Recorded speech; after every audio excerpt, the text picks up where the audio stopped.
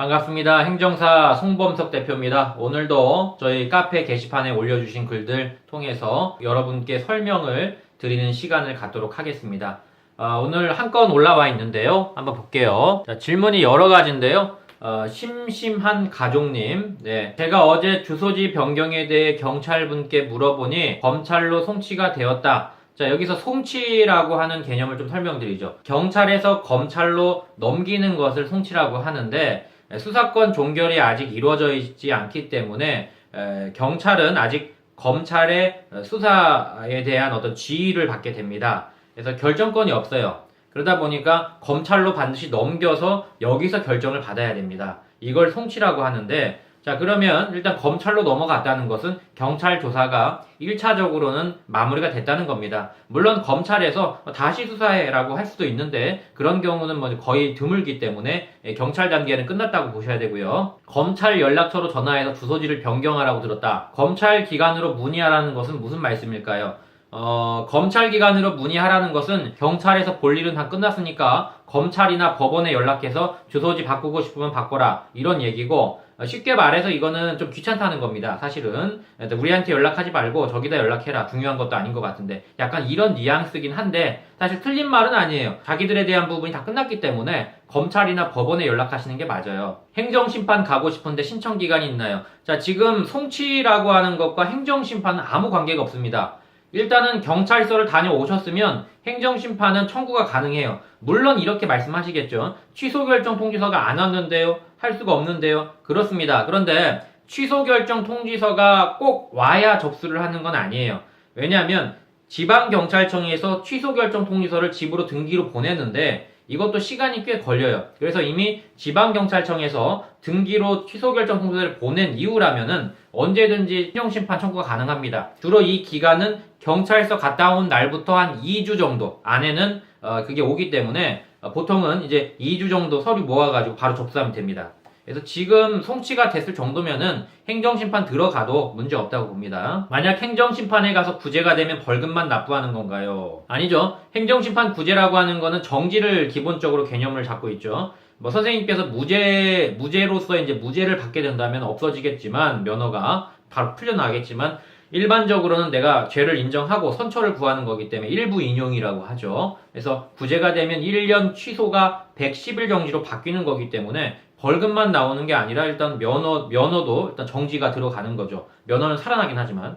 경찰서에서 조사받을 때 신용회복 중이라는 걸 말씀 못 드렸는데 문제가 될까요? 문제되지 않습니다. 벌금 분납 동영상을 잘 봤는데, 잘 봐주셨군요. 감사드립니다. 신용카드 분납 말고 현금 분납 방법, 다른 방법, 여기에 대해서도 또 하나 영상을 좀 찍어야겠네요. 문의가 좀 많으신 것 같은데, 자, 신용카드 분납이 있고 현금 분납이 있습니다. 다시 한번, 벌금을 분납하는 방법에는 현금 분납, 신용카드 분납이 있는데 원래는 현금 분납밖에 없었어요. 그러다가 너무 이제 그 돈을 못 내는 분들이 많으니까 신용카드까지 만들자 해서 만들었어요. 사실은 이거는 신용카드 분납이 있어야 된다고 봐요. 왜냐하면 지금 자동차세나 이런 거 내도 다 신용카드로 되거든요. 심지어 종합소득세, 국세나 지방세도 다 신용카드로 돼요. 근데 왜 벌금만 신용카드로 안 되냐? 논란이 있어서 그런 부분들이 있었고 신용카드가 도입이 됐습니다. 결론적으로 말씀드리면 지금 현금 분납을 하시려면요, 1차적으로 기초생활수급자, 파산회생 개시 결정자, 장애인, 그 다음에 한부모 가정, 뭐 이 정도까지 가능합니다. 차상위 계층도 가능할 수도 있는데 그건 한번 신청을 해봐야 돼요. 그리고 신용회복 워크아웃이죠.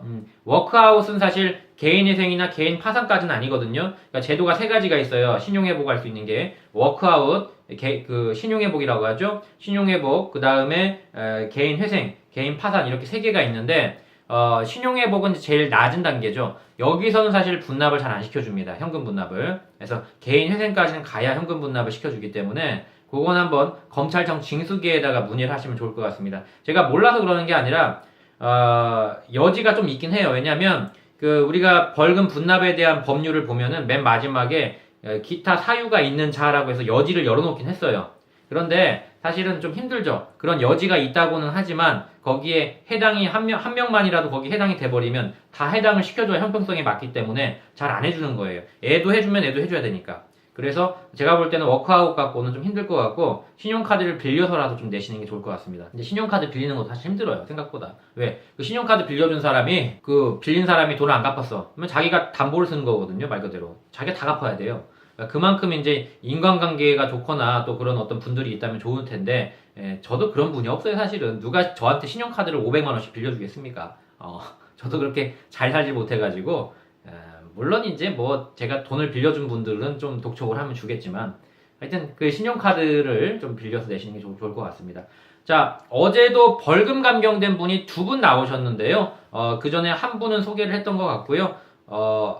오늘 또 한 분은 소개하겠습니다. 자, 오해하지 마세요. 벌금 감경 받았다고 좋다 이게 아닙니다. 그냥 법에 의해서 벌금을 참작받을 만한 사유가 있는 분들은 이런 제도가 있으니까 이걸 신청을 해라 이런 얘기입니다. 이거 좋다고 하는 거 아니에요. 법이 정한 거 아닙니까? 법에서 벌금 감경 시켜준다고 정한 거니까 법에 따라 얘기해드리는 거지. 이걸 감정적으로 음주운전자 저 새끼들 또 벌금 감경 받았다고 좋아하네 뭐 이런 소리 하실 거면 저하고 1대1 대화하시자고요.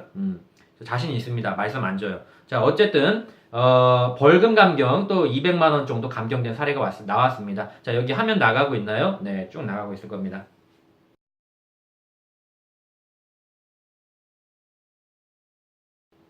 축하드린다는 말은 적절치 않을 것 같고요. 어쨌든 감경을 받으셔서 생활에 조금이라도 보탬이 되셔서 다행입니다. 자, 모두다 행정사는 항상 여러분들께 그 질문을 받으면 이렇게 영상을 통해서 실시간으로 전송하고 있습니다. 뭐 실시간은 아니겠네요. 하여튼 녹화 전송을 하고 있고요. 언제든지 저희 카페에다가 Q&A 게시판에 글을 남겨주시면 제가 성실하게 답을 드리고 있으니까 언제든지 문의 주십시오. 송범석 대표였습니다. 감사합니다.